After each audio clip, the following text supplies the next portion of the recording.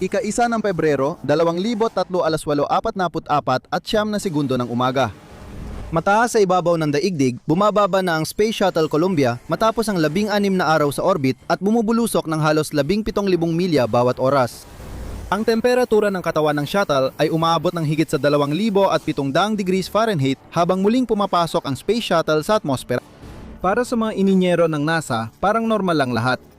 Biglang nagloko ang sensor readings, kasunod ang isa pa. Nakita ng mission control na tumataas ang temperatura sa kaliwang pakpak at umiinit ang mga linyang hidroliko. Mabilis ding nagiba ang tire pressure. Nagkikislapan ang warning alarms. Hindi ito simpleng aberya. Simula ito ng isa sa pinakanakamamatay na sakuna sa kasaysayan ng paglipad sa kalawakan. Enero 16, alas 7:30 ng umaga. Papunta na sa launch pad ang mga tripulante ng Space Shuttle Columbia. Maalinsangan at amoy alat dagat ang hangin sa Florida. Pareho lang ang pakiramdam sa ibang misyon habang dinadala ang tripulante sa Launch Complex 39A sa Kennedy Space Center ng NASA. Nakatutok at puno ng pag-asa ang mga astronaut at ground control. Ito ang pinaghandaan nila. Alas 7:53 ng umaga, unang pumasok sa Columbia si Commander Rick Husband, test pilot ng US Air Force. Umakyat siya sa cockpit at umupo sa kanyang upuan. Isa-isa, sumunod ang iba pang miyembro ng crew, nag-seatbelt, sinusuri ang mga checklist at naghahanda para sa paglulunsad. Si William McCool, Navy Komandante, ay piloto sa kanyang unang paglipad sa kalawakan. Si Michael Anderson naman ang payload commander na namahala sa mga siyentipikong eksperimento. Si Kalpana Chawla, Mission Specialist at Aerospace Engineer, ang unang babaeng Indian na nakarating sa kalawakan. Si David Brown ay Mission Specialist, Doktor at Navy Pilot. Si Laurel Clark naman ay Mission Specialist at Navy Flight Surgeon. At si Ilan Ramon ang Payload Specialist, ang kauna-unahang astronaut mula sa Israel, siyam 17 NU. Nakasara at nakalak ang crew hatch, kaya ang mga astronaut sa loob ay lubusang nahiwalay sa mundo sa labas. Hindi nila alam, huling sandali na nila sa mundo. 10:39 na umugong ang mga makina ng Space Shuttle Columbia sa pagsisimula, binubuhat ang 4 na tuldok, 5 milyong libra na shuttle at mga tangke ng panggatong mula sa lupa. Mahigit 7 milyong libra ng puwersa ang nagtutulak sa sasakyan pataas. Sa loob ng orbiter, ang mga tripulante ay napapadikit sa kanilang mga upuan habang bumibilis ang sasakyan sa pagdaan sa mas mababang bahagi ng atmosfera, umaakyat ng libu-libong talampakan bawat segundo. Sa lupa, mukhang normal at maayos ang pag-akyat, pero wala pang 1 minuto sa paglipad ay may lumitaw ng unang banayad na anomalya. Matapos ang 57 segundo ng paglulunsad, tinamaan si Columbia ng bigla at marahas na wind shear. Umuga ang shuttle dahil sa pagalon ng likidong oxygen sa malaking palabas na tangke. Lalong nararamdaman ang bawat galaw sa bilis na libu-libong milya kada oras. Ang malaking tangke na puno ng sobrang lamig na panggatong, halos negatibong 300 degree Fahrenheit, ay gumagalaw sa bawat alon. Inasahan ang mga galaw at agad nag-a-adjust ang mga onboard computer para manatiling matatag ang sasakyan. Pagkalipas ng 3 segundo, bageng tumagilid ang shuttle. Maliit lang ito, pero sa bilis na ito, nagdadagdag ng stress sa forward bipod ang koneksyon ng orbiter at external tank. Lahat ng sukat ay nananatili sa loob ng mga limitasyon ng kaligtasan at para sa mission control, mukhang normal ang lahat. Pagkalipas ng 80.7 segundo mula sa paglulunsad, isang piraso ng insulating foam ang nahulog mula sa external tank. Ang foam na ito ay magaan at ginagamit para maiwasan ang yelo sa tangke, pero sa matataas na bilis, maaari itong maging nakamamatay na projektil. Ang humiwalay na piraso ay malaki, mga 21 hanggang 27 pulgada ang haba at 12 hanggang 18 pulgada ang lapad. Sumunod dito ang 2 mas maliit na piraso. Napunit ito sa kaliwang bipod, mismong bahagi kung saan tinutulak ng aerodynamic na puwersa ang estruktura habang umaakyat. Sa isang kisap mata, umiikot ang debris sa supersonic na daloy ng hangin sa tabi ng shuttle at bumangga. Ang malaking foam ay tumama sa unahang gilid ng kaliwang pakpak ng Columbia habang tumatakbo ng mahigit 400 milya kada oras. Sa ganung bilis, kahit magaan ang foam, malaki pa rin ang pinsala nito. Nangyari ang banggaan sa mga pinalakas na carbon panel na kayang tiisin ang init ng muling pagpasok, pero hindi ginawa para tumanggap ng ganitong matulin na banggaan. Sa loob ng shuttle, tanging ugong lang ng mga makina ang maririnig. Patuloy ang crew sa ascent checklist. Di nila alam na posibleng may sira sa thermal protection ng kaliwang pakpak. Kinukunan ng tracking cameras mula sa lupa ang pangyayari, pero hindi pa malinaw ang kahalagahan nito. Patuloy na umaakyat ang Columbia. Mga 2 minuto matapos ang paglulunsad, humiwalay ang solid rocket boosters at bumagsak sa karagatang Atlantiko. Tuloy-tuloy ang pagsulong ng shuttle gamit ang 3 pangunahing makina, bumibilis ng mahigit 17,000 milya bawat oras papunta sa orbit. Makalipas ang ilang minuto, humiwalay ang external tank at nasunog sa atmosfera, iniwan ang Columbia at mga tripulante nitong ligtas sa kalawakan. O iyon ang akala. 11:39 na U. Nakarating sa orbit ang shuttle at sinimulan ang mga hakbang matapos maipasok sa orbit. Natapos ang mga mahalagang kaganapan sa paglulunsad ng walang aberya. Normal ang system check result. Opisyal nang nagsimula ang misyon at matagumpay ang paglulunsad. Sa kabila ng tagumpay, napinsala ng maluba at maaring ikapahamak ang critical na bahagi ng heat shield ng shuttle. Sa loob lang ng mahigit 2 linggo, ang sandaling kumalas ang insulating foam at tumama sa shuttle ay babago sa landas ng paggalugad sa kalawakan magpakailanman.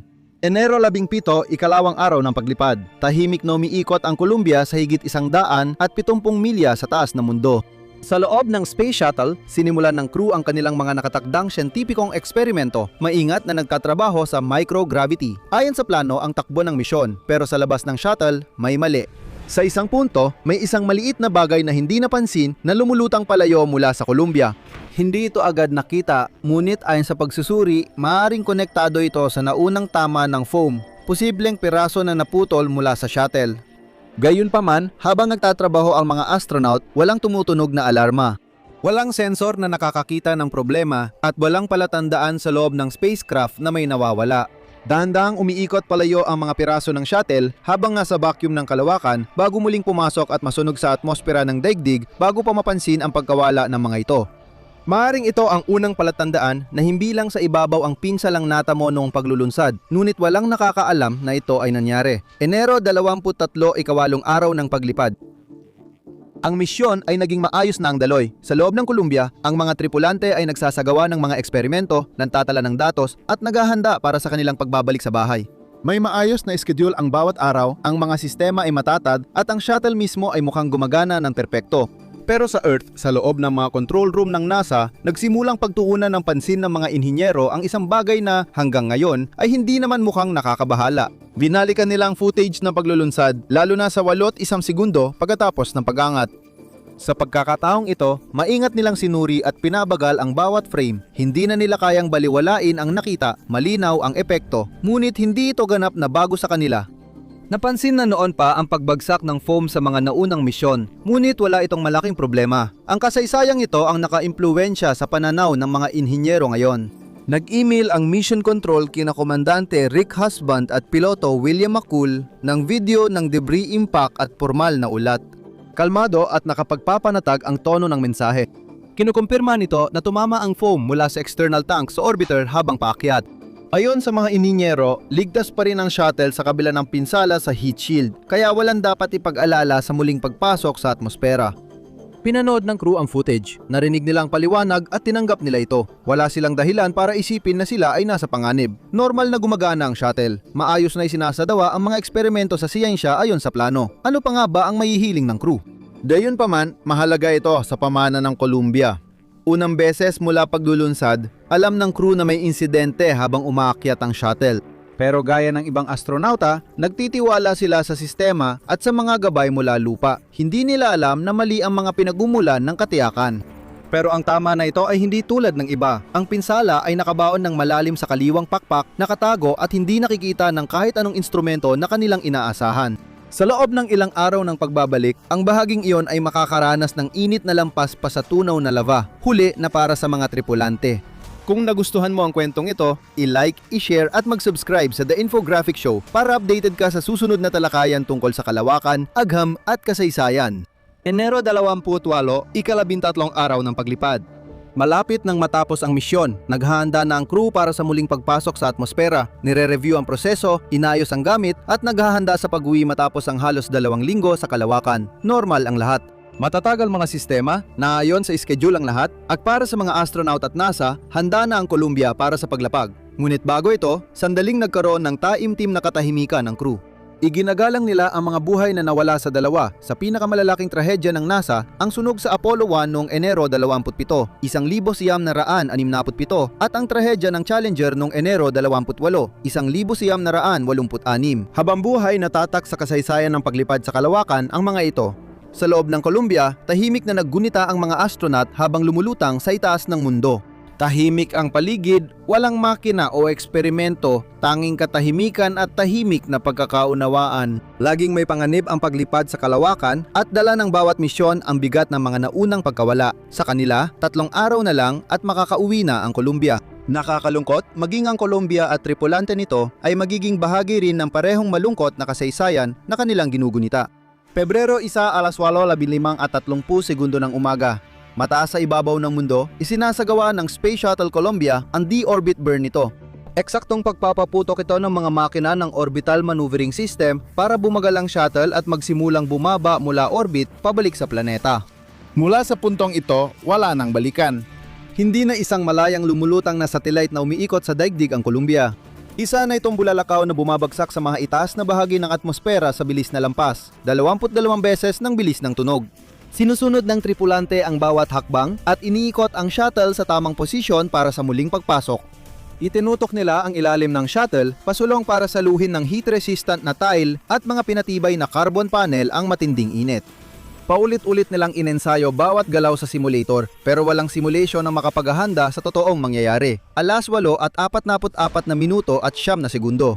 Tumawid ang Columbia sa hangganan ng atmosfera ng daigdig sa taas na 400,000 talampakan sa karagatang Pasipiko.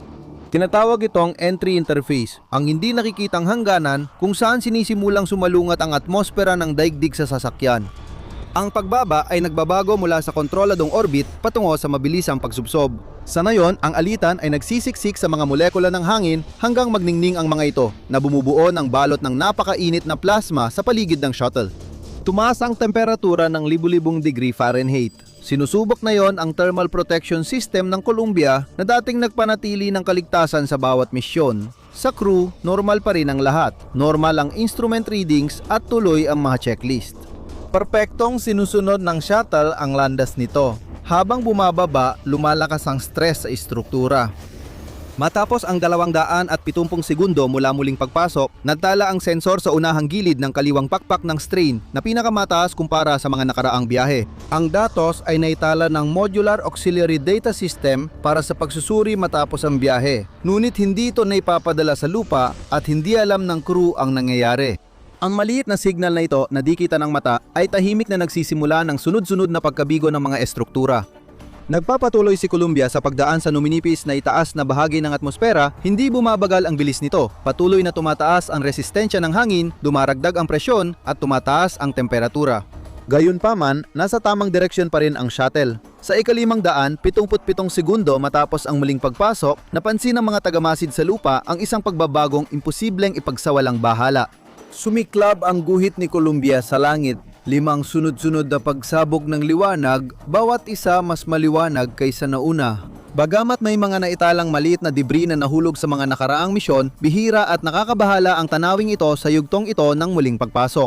Sa loob ng shuttle, walang nararamdaman o napapansing problema ang tripulante. Wala ring alarma o senyales ng aberya at normal din ang itsura ng shuttle sa mission control. Dahil sa sira nitong pakpak, tiniis ng Columbia ang puwersang lampas sa dinisenyo nitong kaya. Ang paminsan-minsang pagliwanag ay palatandaan ang shuttle ay naglalabas ng enerhiya sa kakaibang karaan. Ang sunod-sunod na pangyayari ay mabilis at marahas sa biglaan nito at kakaiba sa anumang naranasan sa normal na pagpasok muli sa atmosfera, napakataas ng panganib. Bawat segundo ngayon ay critical. Bawat sandali ng pagbaba ay lalo pang inilalapit ang shuttle sa ganap na pagkasira. Nasisira na ang Columbia. Ang maliliit na kislap ang mga unang palatandaan ng sakuna at malapit na ang pinaka-critical na sandali ng muling pagpasok nito. Pebrero 1, 8:54 at 22 segundo. Sa 613 segundo matapos ang muling pagpasok, ang unang hindi mapagkakailang palatandaan na may nangyaring masama ay umabot sa lupa. Sa mission control ng NASA, napansin ng mga ininyero ang kakaibang telemetry data ng Columbia. Noong una, maliit lang ang mga hindi pagkakatugma pero nakakaalarma na. Pagkatapos, halos agad-agad lumala ang sitwasyon. Ang Maintenance Mechanical and Crew Systems o MNCS, Mechanical and Crew Systems or MMAC, nag-alerto ang opisyal sa flight director. Apat na reading ng hydraulicong sensor sa kaliwang pakpak ay lagpas baba sa sukat. Ito ang unang malinaw na palatandaan sa lupa na may kakaiba sa pagbabalik na ito. Unang beses naisip ng lahat ang posibilidad ng seryosong problema. Isang segundo lang ang lumipas, nakita ng mga tagamasid sa lupa ang isang maliwanag na liwanag na dumaan sa kalangitan. Ilang segundo matapos iyon, habang tumatawid si Columbia mula California papuntang Nevada, may isa pang mas maliwanag na lumitaw at hindi na maaaring baliwalain. Nagkakaroon ng pinsala sa shuttle habang dumadaan ito sa atmosfera na ngayon ay malinaw nang nakikita mula daan-daang milya. Sa mission control, lumalala ang datos. Sa 727 segundo ng re-entry, napansin ng mga inhinyero ang isang nakakabahalang bagay. Tumaas ang temperatura sa kaliwang wheel well sa mga hydraulic line. Dapat protektado ang mga sistemang ito sa kaloob-looban ng pakpak. Ang pagtaas ng init dito ay nangangahulugan na may isang bagay na hindi masukat ang init ang umaabot sa mga lugar na hindi dapat nitong maabot. Maya-maya, nagsimulang mag-role reversal si Columbia sa Arizona, lumipat mula kanan papuntang kaliwa. Karaniwang ginagamit ang manyobrang ito sa muling pagpasok sa atmosfera para kontrolin ang bilis at init. Ngayon, dahil maaring kumakalat ang pinsala sa kaliwang pakpak, bawat sandali ay lalong nadadagdag ng stress sa bumibigay na sistema. Pagkatapos, nagbago ulit ang datos. Dalawang sensor na nagmomonitor ng presyon ng gulong ng kaliwang pangunahing landing gear ay nagsimulang magpakita ng kakaibang kilos. Una, tumaas ang kanilang readings at nagkaroon ng hindi normal na pagtaas bago biglang gumagsak sa sobrang baba. Parang tuluyang pumalya ang sistema.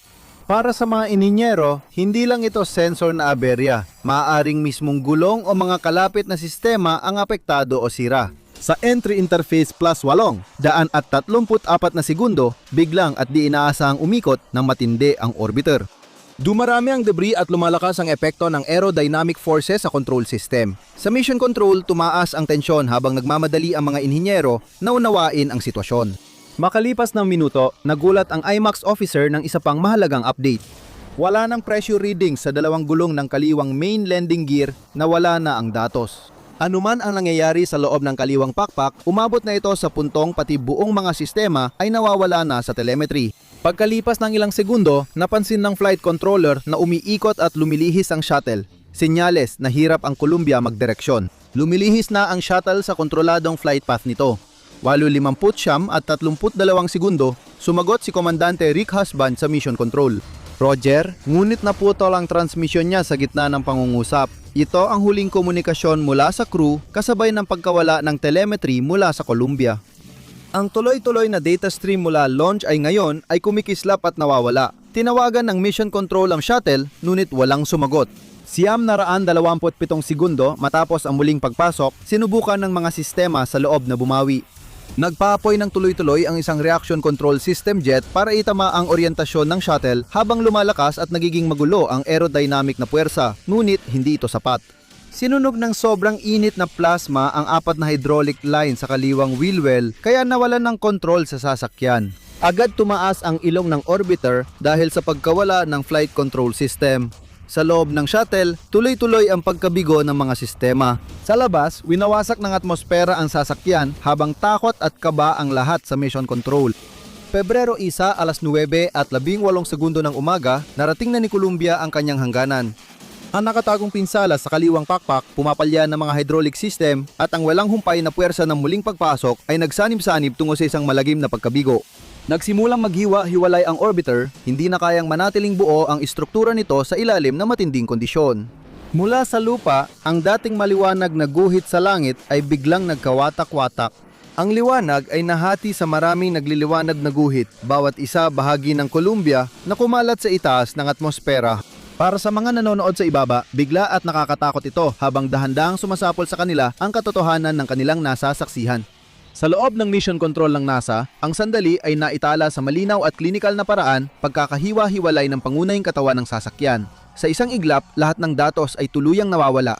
Hindi na tumatanggap ng signal mula sa Columbia. Bukas pa rin ang voice loop pero wala nang sagot. Patuloy na tumatawag ang mga controller, naghahanap ng palatandaan ng shuttle pero katahimikan lang. Sa taas ng Texas, tuloy ang pagkawasak. Habang nakakawatak-watak ang orbiter, nalalantad ang mga bahagi nito sa matinding init ng plasma na sumisira sa sasakyan, kaya nagiging malawak na debris field ang shuttle na kumakalat sa kalangitan. Bawat piraso ay may sariling landas, kumikislap habang bumabagsak. Nagmamarka sa huling sandali ng spacecraft nakatapos ng 27 na unang misyon bago ito. Mga 1,000 segundo matapos muling pumasok sa atmosfera, naganap ang mahalagang pagkakahiwalay. Ang crew module, kabilang ang pressurized compartment at harapang bahagi, ay humiwalay sa natitirang orbiter. Sa loob ng sandaling panahon, nananatili itong buo, bumabagsak ng mag-isa sa atmosfera sa napakabilis na bilis. Ngunit kahit ang bahaging ito ay hindi makakaligtas ng wala ang proteksyon at katatagan ng shuttle. Ang parehong puwersang sumira sa orbiter ay sinisira na rin ang crew module. Alas 9:53 ang crew module ay biglaang nawala ng presyon. Wala na natira kundi mga piraso na lang ang maaaring makuha mula sa puntong ito. Ang matinding init, presyon at aerodynamic na stress ay sumira sa lahat at nasira ang harapang bahagi pagkalipas ng ilang segundo, alas 9:16 ng umaga. Umabot na sa zero ang countdown clock para sa paglapag. Sa isang alternatibong realidad, ligtasan ng umuwi ang crew ng Colombia. Pero walang shuttle sa tarmac, walang kasiyahan sa mission control, at walang pagbate sa matagumpay na misyon. Maya-maya, nagbigay ng utos ang entry flight director na si Leroy Kane na ayaw marinig ng lahat, ilak ang mga pinto. Opisyal na idineklara ang spaceflight contingency at inactivate ang recovery control center sa Kennedy Space Center. Ang mission control ay biglang naging search and recovery operation. Sa Texas at Louisiana, patuloy na bumabagsak ang debris mula sa langit. Nagkalat ang mga piraso ng shuttle sa daan-daang milyang layo. Pebrero 1, 15 nagajipat. Nagpahayag si Sean O'Keefe, administrador ng NASA, sa sambayanan. Sa seryosong pahayag sa TV, ipinahayag niya ang pagdadalamhati ng bansa sa pagkawala ng Colombia at mga tripulante at inihayag ang pagbuo ng Colombia Accident Investigation Board. Maingat ang kanyang salita pero ramdam ang bigat nito. Hindi lang ito tungkol sa pagkawala ng spacecraft. Ito ay pagkawala ng 7 astronaut, 7 bayani, 7 taong may mga pamilya at kaibigang naghihintay sa kanilang pag-uwi. Matapos ang pagkawasak ng Colombia, nagsagawa ang NASA ng isa sa pinakamalaking investigasyon nito. Alam na ng mga inhinyero ang tama ng foam habang nasa orbit ang crew sa loob ng 16 na araw, ngunit inisip nilang ligtas ito hanggang magsimula ang sunod-sunod na pangyayari. Nagkalat ang debris sa malalawak na lugar at mahigit 80,000 piraso, kabilang ang mga labi ng crew na nakilala sa DNA, ang narecover. Ilang taon matapos, sinabi ng NASA na posibleng buhay pa ang mga astronaut matapos ang unang pagkakawatak-watak, ngunit agad nawala ng malay na mawala ng pressure ang crew cabin. Binago ng pagkawala ng Colombia ang NASA, pati ang pagsusuri sa panganib at prioridad sa kaligtasan. Kahit wala na ang shuttle, nananatili ang mga aral ng trahedya bilang gabay sa bawat misyon para hindi ito makalimutan. Hindi ang Colombia ang unang live na naitalang sakuna sa kalawakan. Panurin ang trahedya ng Challenger Space Shuttle na ipinaliwanag kada minuto upang makita kung paano nangyari ang isa pang trahedya. O i-click ang video na ito bilang alternatibo.